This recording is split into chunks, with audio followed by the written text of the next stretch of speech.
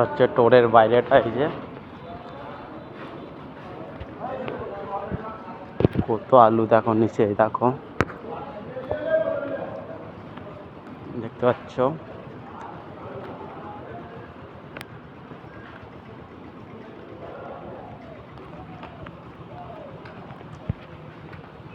যে টোরের মাঠে প্যান্ডেলটা, এই যে এখনো রেডি হয় না, হাফ হয়েছে। দেখা যাক ভেতরে কেমন কাজ হয়েছে, দেখে এসি।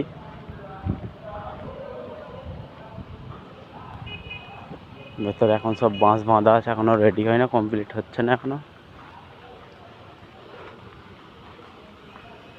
এটা কেদারনাথ হচ্ছে মন্দিরটা।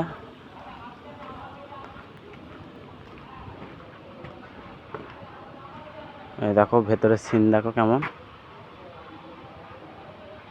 বাঁশ বাঁধা হচ্ছে এখন, মানে বোঝা যাচ্ছে না অতটা কি ডিজাইনে হচ্ছে।